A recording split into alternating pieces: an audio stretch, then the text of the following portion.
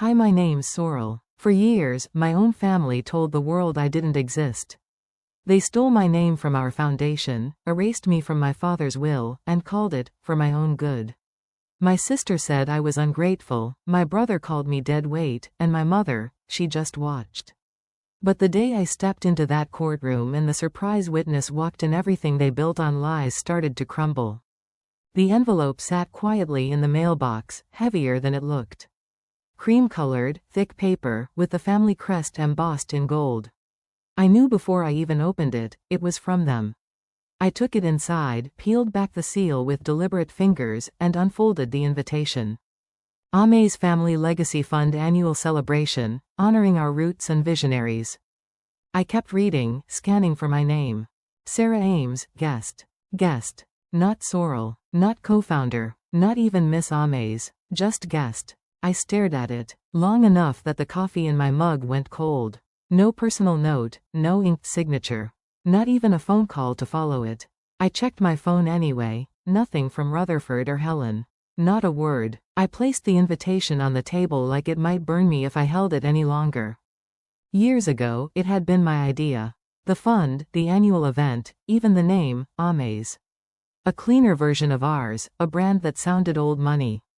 I had designed it on a napkin in Mom's hospital room, while she slept under the hum of monitors. Now, they were sending me an invitation with the wrong name. It's strange how silence can feel louder than accusation. Later that evening, I pulled out my laptop and scrolled through old files. I found the original paperwork. There it was, plain as day. Sorrel Ames, co-founder. I clicked open the most recent version, the one attached to the website. My name was gone. In its place, Rutherford Ames, founder and executive chair. I called the family lawyer. His assistant answered, told me kindly, your brother handled all the paperwork this year. Handled. Or hijacked? I bit the inside of my cheek. I wasn't crying, yet. It wasn't even anger. It was hollow, like someone took the floor from under me but left the walls standing. I opened a blank document and began typing notes, trying to stay calm. My rational side, cold and efficient, told me to let it go, to focus on the facts. But deep down, something clenched. Something that had stayed quiet for too long. Years of late nights writing grant proposals, budgeting line by line, answering calls while spoon-feeding our mother oatmeal during her chemo days. Those didn't count, apparently. Not the spreadsheets. Not the strategy decks I built in her basement. Not the hand-delivered presentations to donors when Rutherford was too busy networking. He shook hands. I did the work. They called him the visionary. I was the shadow. They didn't forget me, I whispered to no one. They just pretended I wasn't needed. Saturday morning, I got in the car and drove to the lake house. Fall had painted the trees in gold and fire. The air was crisp, smelled of pine and dry leaves. The driveway crunched beneath my tires. It used to feel like home. Now, every brick looked like it belonged to someone else. I parked, stayed seated. Through the front windows, I could see staff rehearsing near the fireplace. I cracked the window, catching pieces of their conversation. Mr. Ames will begin with the foundation's origin, how he built it from scratch. My stomach twisted. He was rewriting history, and no one would stop him. I got out of the car, walked slowly to the veranda. There, engraved in brass above the entrance, was the family crest I helped design, without the two small initials we agreed to add together, S.A. I didn't go in. I just looked at it for a long moment, then turned around and drove away. Later that evening, I returned for dinner.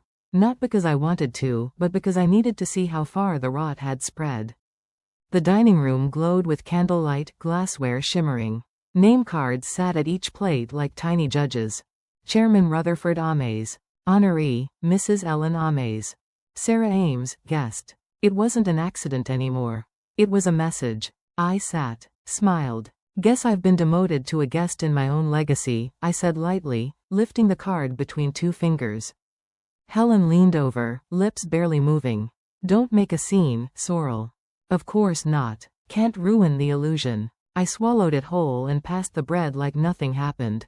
That's the thing about polite cruelty. It cuts deeper because it doesn't look like an attack. They weren't yelling. They were erasing. Conversation buzzed around me. Who wore what, which senator might attend next year, how Rutherford's speech would inspire a generation. All of it background noise. I stared at my glass. Raised it when the time came. To the Ames family, I said calmly. May we always remember what we choose to forget. Polite applause. No one blinked. But beneath the surface, something shifted. I arrived earlier than the others. That used to be expected of me, helping prep, checking table settings, running through the program. This time, no one asked, and no one seemed to notice when I pulled into the driveway alone. The house looked the same from the outside, but something was off. I knocked once before letting myself in. No welcome committee, no warmth. Helen's daughter, Lila, popped her head around the corner. Oh, Aunt Sorrel, you're here. Uncle Rutherford said you'd be more comfortable in the downstairs guest room. Away from the noise. She smiled like it was a gift. Downstairs, next to the garage. I followed her silently, suitcase in hand, and stopped outside the door. The room was small, twin bed, no headboard, bare dresser, the kind of space you use when a caterer needs to nap between shifts. I stepped in and tried not to flinch. Across the hall, I glimpsed the door to what used to be mine. The quilt Grandma and I hand-stitched together used to lay across that bed. Now it was gone, replaced by navy linens and a sports duffel with my cousin's husband's initials embroidered in bold red. Cigar smoke lingered in the air. He was already making himself at home. I stood there, feeling like a stranger in my own house, then closed the door to my new room, quietly behind me. Grace doesn't mean you didn't notice the insult. I stepped outside to breathe. The lake was still, the breeze cold. I dialed Marla's number, the only one who might understand. She'd worked the early years with me, balancing budgets while our families thought we were just organizing bake sales. She answered on the second ring. Sorrel? Oh, hi. Everything okay? I tried to keep it light. Just making sure I haven't lost my mind. Her pause told me she already knew something. Listen, she began slowly, I got a notice a while back. Spring, I think, said the foundation restructured. Your role was changed to an active advisor. I figured you signed off on it. I didn't, I said quietly. Oh, said everything. A call came through on the other line, from a number I didn't recognize. I let Marla go and picked it up. This is Alan Mercer, legal counsel for the Ames Fund. I was just returning your inquiry. I understand you're concerned about your removal? I clenched the phone. Removal? Well, he cleared his throat. Your brother presented a verbal confirmation earlier this year, stating you'd voluntarily stepped back from any leadership involvement. I said nothing. Miss Ames? They're rewriting my life like I never fought for it, I whispered. And for the first time in years, I felt my voice catch, raw. Dinner was already in motion when I returned. I walked in quietly, unnoticed, and slid into my seat. Same table settings, different story. Rutherford stood at the head, tapping a spoon to his glass. We thought it would be special, he announced, to show a video chronicling the foundation's beginnings. I braced myself. The video played. Smiling faces, buildings funded, speeches, applause. But never me. I watched, mouth closed, as he stood beside our mother's hospital bed, my hand cropped out of the shot. The narration called him visionary founder. My hands trembled beneath the linen napkin. Aunt May leaned in, resting a hand on mine. You must be so proud of how far your brother's come. I smiled thinly. It's amazing what people can build, when no one asks where the blueprint came from. No one noticed the bitterness. That's how it goes when you learn to swallow it properly. After dinner, I retreated to the small room, more a holding cell than a guest suite. I changed into sweatpants, sat on the edge of the narrow bed, and stared at the only thing I brought that reminded me of who I'd been, a photo from the foundation's groundbreaking. I was in the center once. I pulled up the video on my phone and paused at each cut, each missing frame. My image, my hands, my face, gone like they never mattered. I whispered into the dim room, I didn't disappear. They made me invisible. The walls didn't answer. The curtains, pink floral with plastic rings, were unfamiliar. Nothing in the room had a trace of me. Not my scent, not my books, not my past. It hit me then, they didn't just forget me. They replaced me. And I let them. When people erase you, it's not always personal. Sometimes it's just convenient. Later that night, as I tucked myself under the too stiff blanket, I opened my email one last time. A message sat unread from a familiar donor, Elaine Mercer. Subject: Need to speak. Something doesn't sit right with your brother's latest statements. I opened it. There was a video link attached. Timestamped. From a fundraising gala I didn't remember attending.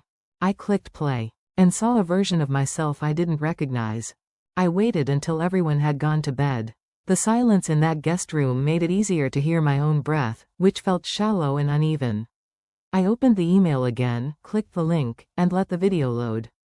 It opened with a smooth fade-in from a gala I knew by heart. 3 years ago, ballroom in Alexandria, string quartet in the corner, me in navy satin. But what played on my screen was wrong. The narrator's voice wasn't mine. It was smooth, anonymous, vague. The words I remembered saying with pride were replaced with something hollow. Administrative contributor, the voice said, as if I'd just taken notes and fetched coffee. Rutherford stood on stage, talking about his vision, like it had all started in his head. I stared at the screen. There was a moment when my silhouette crossed behind him, no face, no mention. I watched it 3 times. Then once more, slower. The silence in the room pressed down on my shoulders. I remembered that night. I remember it because I barely sat down. I opened the gala with a speech about community healing, introduced the donor who gave us our first real grant, and I closed the night with the same line I always used: service is legacy. Money just follows. I checked my phone backups, videos from volunteers, a couple of shaky hands filming from their tables. There I was, standing at the podium. My voice, clear. The line. The applause. They'd edited me out, not just skipped over me.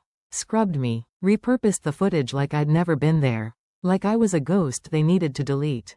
At breakfast, I decided to test the waters. You remember the Alexandria Gala? I asked, buttering toast I didn't want. Rutherford looked up, amused. Of course. You had that migraine. Didn't even want to speak, right?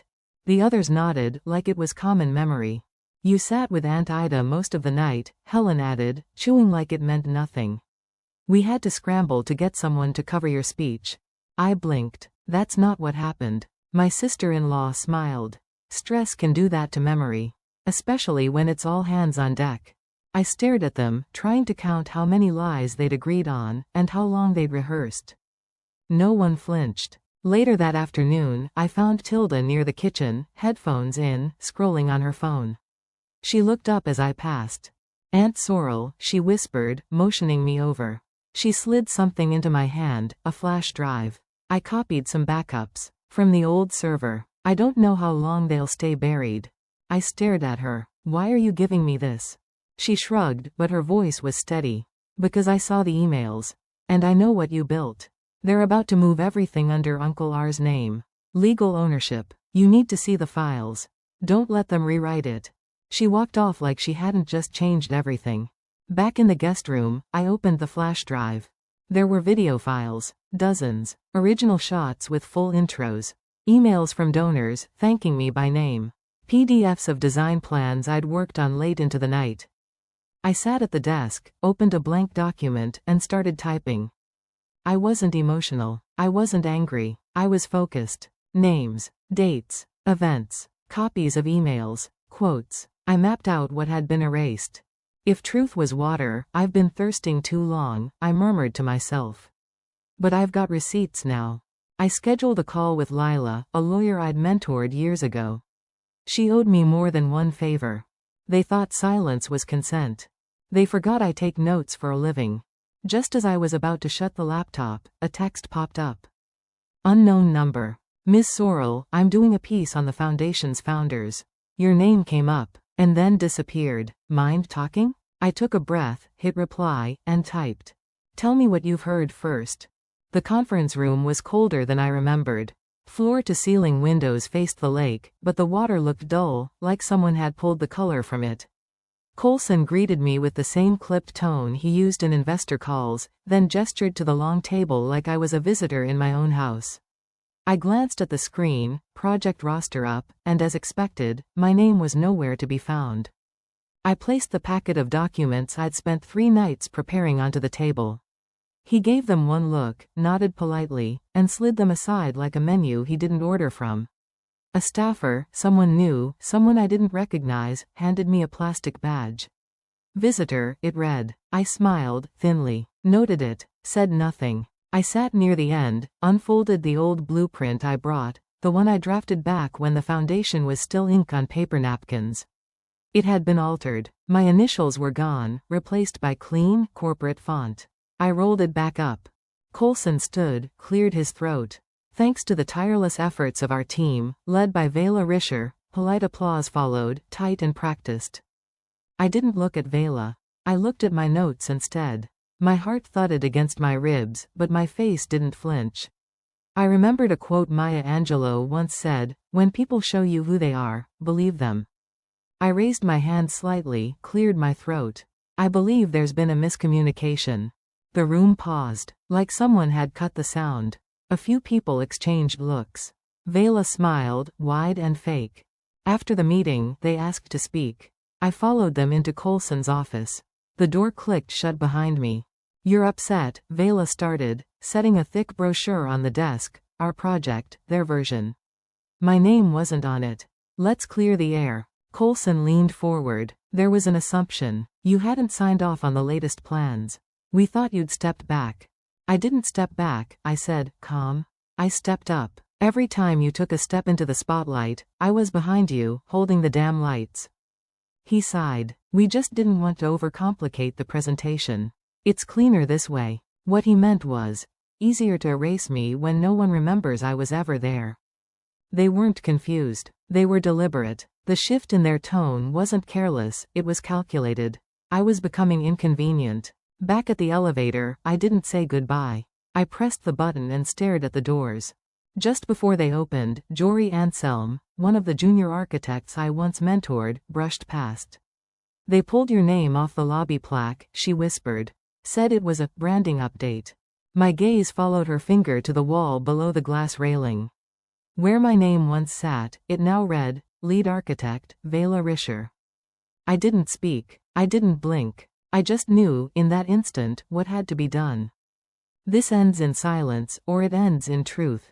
I stepped outside into a gray evening. The lake was still. Too still. At home, I made tea I never drank. Logged into my email. One new message. Subject line. Final payment authorization, Whitmer Foundation project. There was a PDF attached.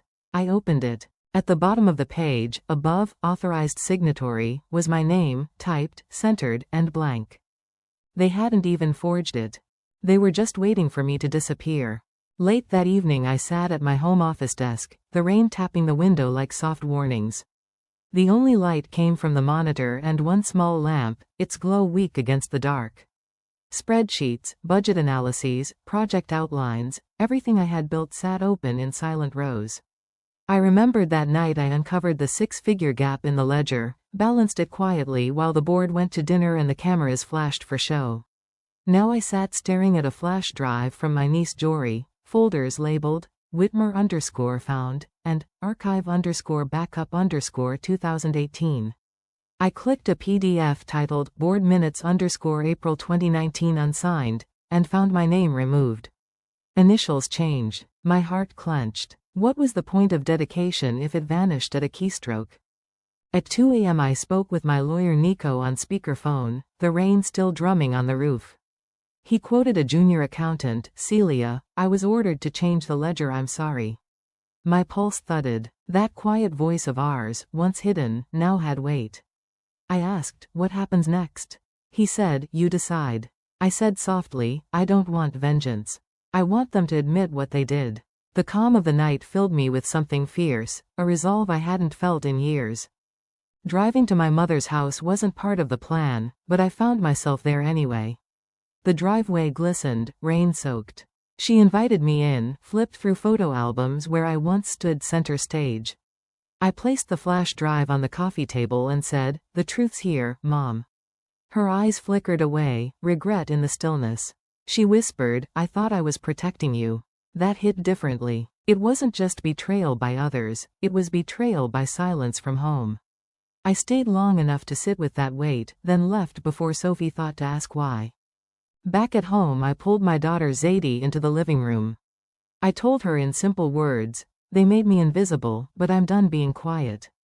She nodded and squeezed my hand. "You're doing the right thing." I opened the laptop, began drafting a public letter, a timeline, and scheduled a meeting with an independent watchdog. The clock showed 3:47 a.m. I shut the lid and whispered, "Tomorrow, they will see me again." At 6:02 a.m., the email blinked in my inbox. Subject: S9_proposal revised.pdf. I opened the attachment. My project, 3 years in the making, now in Coulson's name, no consent, no word. The revision history timestamped after Celia's call, linking everything together. I didn't smile. I didn't cry. I leaned back and said quietly, "They thought silence was consent. But I've been collecting receipts." I got there early, like always. The auditorium still smelled faintly of fresh paint and vinyl. I walked in through the side staff entrance, down the narrow corridor behind the stage. It used to be familiar, comforting. This morning, it felt off. The buzz backstage was louder than usual, stage crew talking fast, someone checking cables, a junior tech muttering, "Is the midnight video ready?" Mr. Ames wants it full of his story. That stopped me. Full of his story? I moved quietly past the curtain, glanced up at the massive LED screen. A draft slide flashed by, lead architect, Vela Rischer. My name nowhere, not even in the blurred, and team, line beneath. I took a deep breath. I'd been here before, not the place, the feeling. The gut-tight sting of being erased. I pulled the small binder from my bag, all the detailed design notes, the outreach maps, the launch calendar. I wasn't presenting, but I'd built the skeleton of this whole damn thing. I told myself again what I'd once underlined in Maya Angelou's book, back when I still kept a journal. My mission in life is not merely to survive, but to thrive. And to do so with some passion, some compassion, some humor, and some style. The lights dimmed. The screen came to life, dramatic drone footage, strings swelling in the background, then the clip from 3 years ago. But instead of a full narrative, they spliced it into a stylized montage, Coulson's handshake, Vela walking confidently through a field. My voice came in briefly, oddly placed at the end of the segment like a tagline. Then cut to black. The MC's voice rang through the auditorium. Under the dynamic vision of Ms. Rischer, the Whitmer Foundation expands its reach, polite applause. A few nods. A few cheers. I didn't move. I sat there, rigid, eyes wide open. I could feel it happening in real time. The rewrite. The flattening. The recasting of roles. Donors stepped forward. Smiles, flashbulbs. Hands in Coulson's and Vela's. The plaque above the foyer still read, H. Whitmer. But a new one below it? In partnership with Rischer Ames.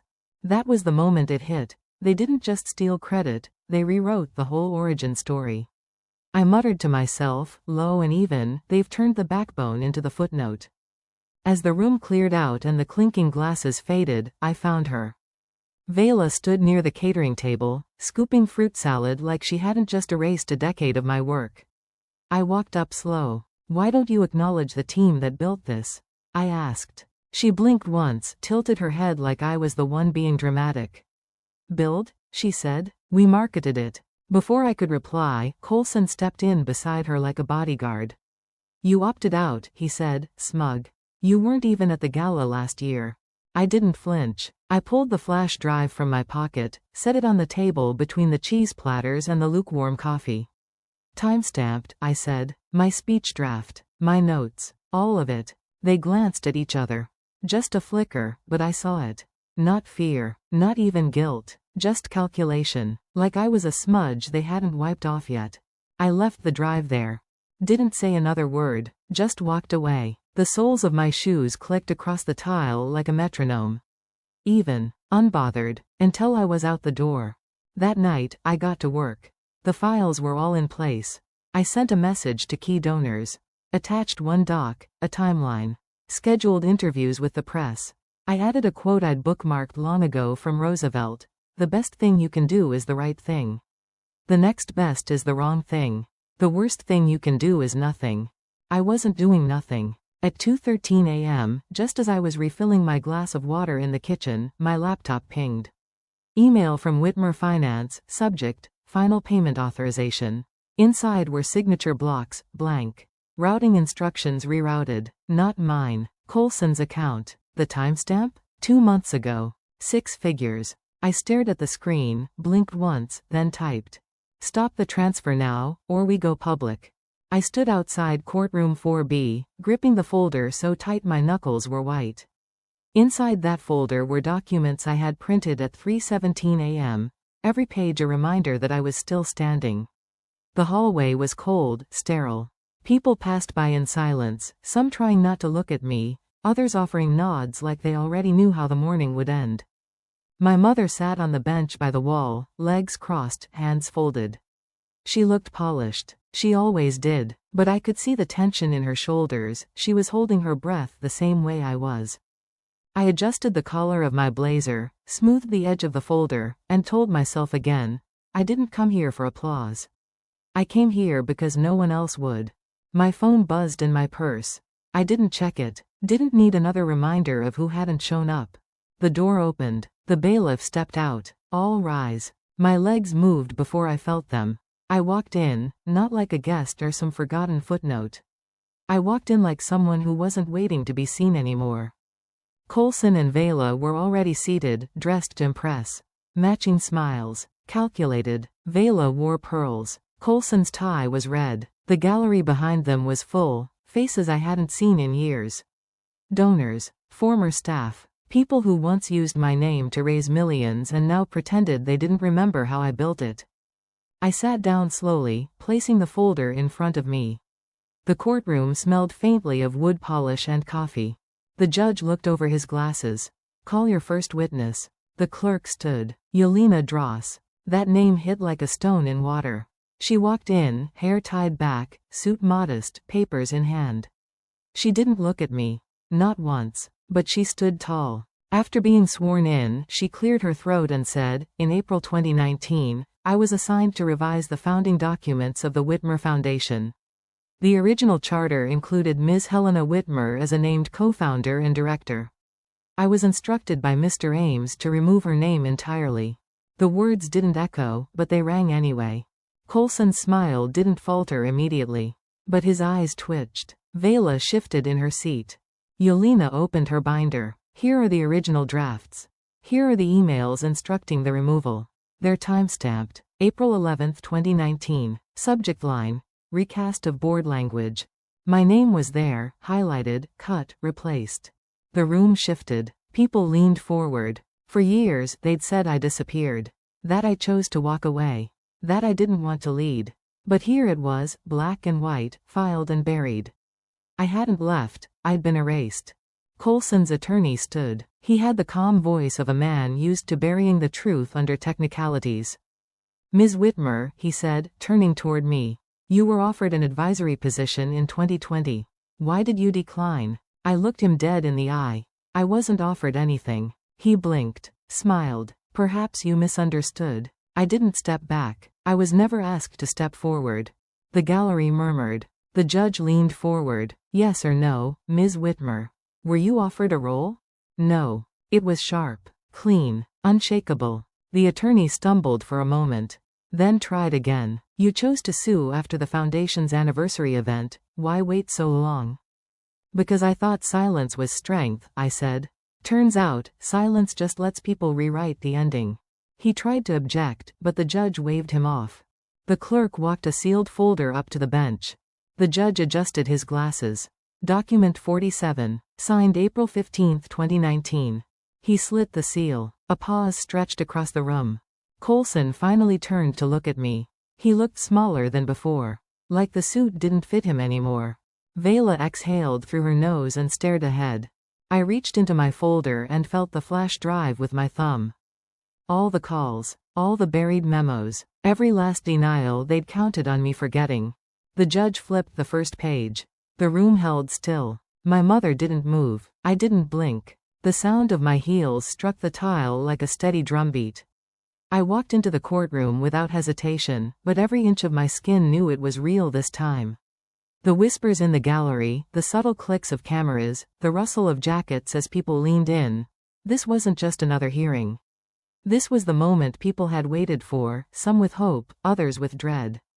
As I passed the front row, I caught eyes I hadn't seen in years. Donors, board members, former allies who once stood beside me in photos and now avoided my gaze. Rutherford's old partners sat stiffly, hands clasped, expressions tight. They'd come expecting a show. They were going to get more than that. I reached the plaintiff's table and placed my binder down with purpose. The cover was simple. Exhibit Archive, Whitmer Foundation, 2019 to 2023. Clean, unapologetic. It held every document I'd fought to gather, every signature, every receipt of the betrayal. My hands didn't shake. Not today. The bailiff's voice cut the air. All rise. We stood. The judge entered. His robe moved with calm authority. I watched him, but my mind whispered louder than the courtroom could. When the time comes, the ugly parts of your story become your armor. That sentence had lived in me for years, through silence and shame. Now, it steadied my breath. Yelena Dross took the stand. She wore gray again, plain, unremarkable, like she didn't want to distract from the storm about to hit. She opened a thin manila folder and raised it gently like it was sacred. This is the original will, she said. Signed by Mr. Harlan Whitmer and Ms. Sorrel Whitmer. Dated April 15, 2019. The courtroom jolted. Audible gasps cracked through the quiet. Someone in the back muttered, she wasn't lying. Vela's eyes darted between the paper and the judge. Her poise cracked. Coulson leaned forward, then back, restless. I didn't move. I wanted them to feel what it was like to sit in truth. Yelena passed the document forward. The signature is notarized, verified, filed with this timestamp. The judge nodded, reviewing the lines. His eyes moved slower as he reached my name. There it was. My name, black ink, clean and unmistakable. The will hadn't erased me. They had. The revision you're referring to, the judge asked, came when? 2 months later, Yelena answered. Unilaterally altered, without Sorrel Whitmer's consent or notification. My chest tightened, not from fear. From release. The image of that plaque hit me like thunder. Founders. Sorrel Whitmer and Harlan Whitmer. I remembered how they removed it in the middle of the night. The bolts were still warm when I got there. And now it didn't matter. Paper doesn't lie. The judge turned to the defense table. Mr. Coulson, anything to dispute this? Silence. I glanced toward the gallery, catching a flicker of movement. Then the judge called the name I never thought I'd hear in that tone. Harlan Whitmer, please take the stand. My father rose slowly. Time had bent him a little since I last saw him like this. His cane tapped against the floor as he moved. Every step looked heavier than the last. He sat, cleared his throat, and took the oath. Then, for a long second, he just looked at me. I misled her, he said. I told myself it was to protect her. That she didn't need the burden. That she was better off away from the fights this place would bring. But I lied. His voice cracked. Not loud, but deep. The truth is, I was afraid. Afraid she'd see how far we'd strayed. How far I had. Sorrel was the best of this family. The soul of it. And I let people cut her out because it was easier than facing what we'd become. I sat frozen. No anger. Just a dull ache running behind my ribs. He turned fully toward me. I'm sorry. It was the first time he'd ever said those words. Not just to me, but about me. In public. In front of the very people who'd tried to erase me. In the gallery, someone stood. Then another. No clapping, just a quiet rising of bodies. A quiet act of recognition. Even my mother sat back down with her eyes glistening. Nico stood next. His voice was calm. No grand gestures. When you erase the backbone, he said, you destroy the structure. That's what happened here. But now, today, we put that spine back in place. He paused. This isn't about money. This is about memory. About truth. And the courage it takes to claim both. I turned slightly to look at Zadie. She didn't blink. She just nodded. That's all I needed. The judge placed his papers aside and reached for the gavel. Outside, golden light spilled in from the windows. It felt still, like time had paused for this one breath. I folded my arms gently and slid my hand into my coat pocket. My fingers brushed against the flash drive. Still there. Still ready. Coulson's jaw clenched. Vela's stare didn't break, but her hands trembled. My mother's eyes softened as they found mine.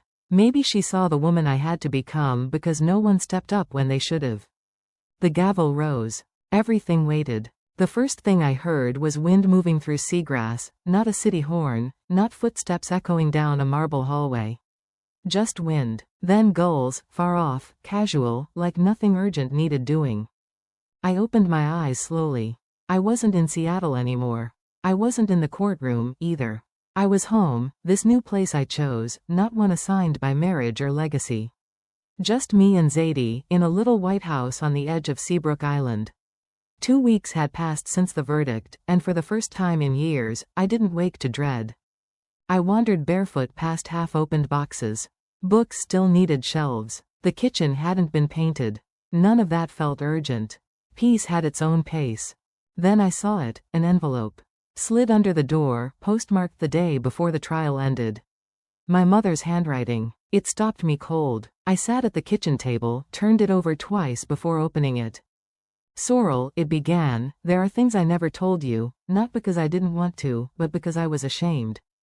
The letter wasn't long, but it was heavy. She talked about fear, about the pressure of keeping up appearances, about letting people like Coulson whisper too long without pushing back. She admitted she'd watched them gut me from the foundation and hadn't said a word. Because silence was easier than conflict. I thought if I kept my hands clean, the family would stay whole, she wrote. I see now the cost of that kind of quiet. She didn't ask for forgiveness. Not directly, but there was something in her words, like a bridge built, not fully, but started. That afternoon, I walked into the boardroom again, but not the same one I left. New table, different faces, same name on the door. I sat at the head this time. Zadie came with me, sat beside the new appointees. Educators from poor counties, community therapists, a social worker from Yakima. No suits, no empty smiles. Just people who'd lived through something. The meeting began with votes, discussions, logistics. Then it came to the youth fund. I'd like to propose something, I said. They quieted. We rename the scholarship. Not for a founder, but for the future. I want it to be called the Zadie Initiative. For girls growing up far from boardrooms, but close to courage. Nobody objected. One woman wiped her cheek. Justice, I said later, isn't revenge. It's remembering who you are when nobody else did. They didn't just nod. They listened. Really listened. Afterward, I drove home alone. The trees were losing color, the tide was low, and my name finally belonged to me again. Not borrowed, not hidden. Later that night, I pulled out the last box from my father's old desk. One drawer had jammed before. This time, it gave way. Inside, a lockbox. Labeled just S. I opened it carefully. There was a bracelet I'd made at camp, popsicle sticks and thread, still clinging together.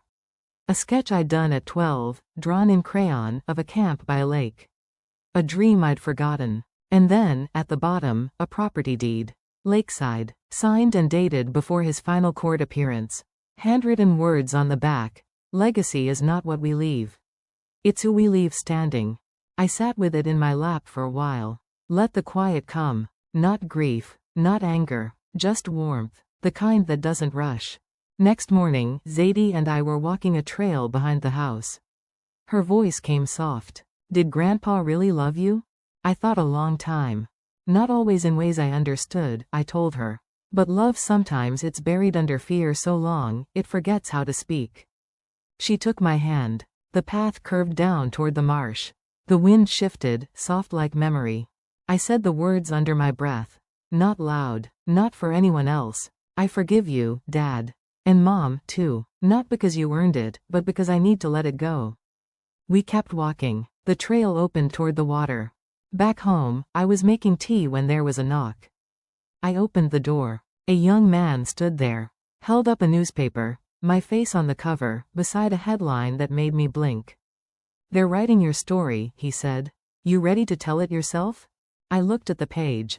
Then at him. And I smiled, not for them, not for revenge. But because my voice was finally mine.